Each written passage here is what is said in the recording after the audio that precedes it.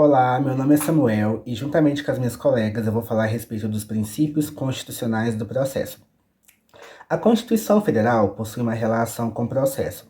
Relação essa que pode ser observada, por exemplo, no novo Código de Processo Civil de 2015, que, em seu artigo 1º, reafirma essa relação existente entre a Constituição e o processo e menciona também a necessária observância da Constituição no quesito processo.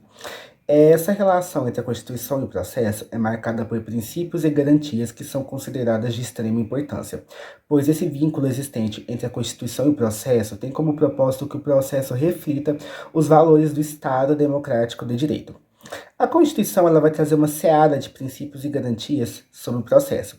Dentre eles, nós podemos citar o juiz natural, a imparcialidade do juiz, a igualdade processual, a publicidade dos atos processuais, o contraditório, a isonomia, a ampla defesa, a duração razoável do processo, entre outros.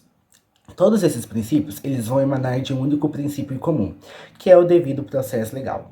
O devido processo legal, ele surge da expressão em inglês due process of law, que traz a ideia de que todo processo tem que estar em conformidade com o direito, e não em conformidade com a lei. No caso, due process of law, esse law tem uma relação com o direito. Na Constituição Federal, o devido processo legal vem expresso no artigo 5º, inciso 54, e afirma que todo cidadão brasileiro tem o direito fundamental a um processo justo. Além disso, ele expressa no artigo 5º, inciso 54, e afirma que todo cidadão brasileiro tem o direito fundamental a um processo justo. Além disso, ele pode ser considerado um mecanismo que busca limitar qualquer poder abusivo contra os valores do Estado Democrático de Direito, sendo um mecanismo estabelecido pelo próprio Estado Democrático de Direito, além da função de reafirmar a garantia e a importância de todos os outros princípios já citados anteriormente. Uma coisa muito importante para a gente fixar aqui é a importância do devido processo legal, analisando um dos conceitos a respeito do processo. O processo ele pode ser entendido como um método de criação de normas jurídicas, porque toda norma jurídica só pode ser criada de modo processual.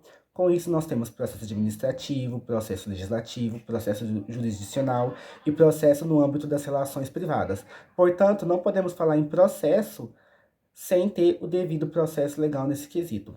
E outra coisa que é muito importante de ser dita é a visão de alguns doutrinadores, como Cândido Rangel e Bruno Vasconcelos, sobre a dificuldade de conceituar o devido processo legal por ter uma grande amplitude. Meu nome é Ana Beatriz e eu vou dar continuidade no assunto que foi iniciado nessa videoaula pelo nosso colega Samuel. Em um primeiro momento, eu vou distinguir o sentido formal e o sentido material do princípio do devido processo legal. O sentido formal desse princípio, ele diz respeito ao processo em si. Então, ele vai exigir que haja um respeito sobre essas garantias processuais, que são as regras do processo. Então, por isso que ele tem essa denominação formal, porque diz respeito à forma do processo em si.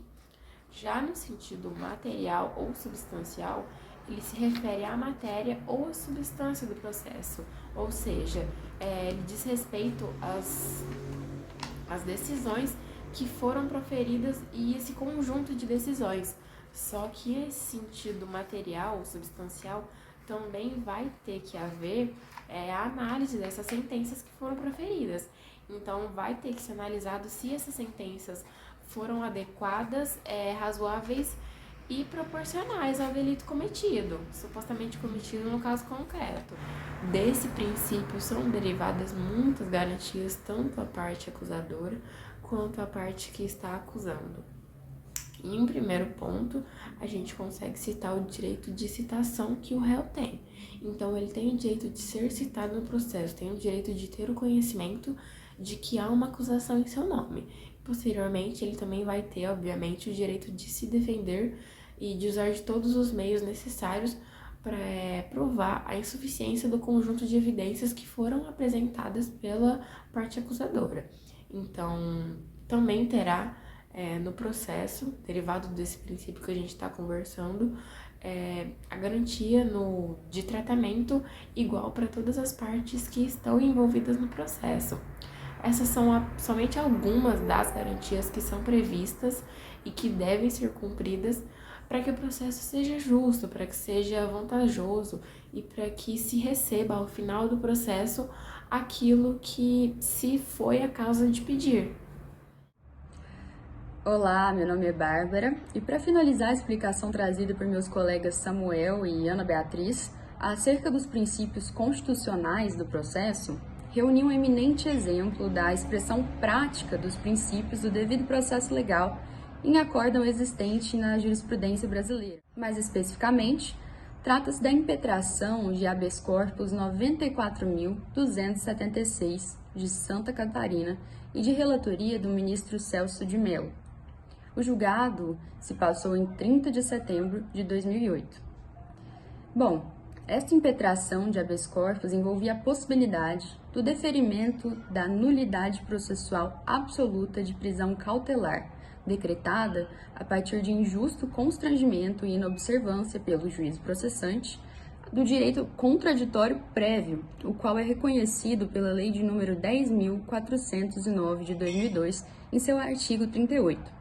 O que gerou incontestável ofensa ao postulado constitucional do Due Process of Law, isto é, ao postulado constitucional do devido processo legal. Foi reconhecida a subsistência, no entanto, da prisão cautelar decretada contra o paciente. Ao fim, nos termos do voto do relator, a turma deferiu o pedido de habeas corpus por votação unânime, com exceção apenas dos justificadamente ausentes neste julgamento, os senhores ministros Joaquim Barbosa e Eros Grau.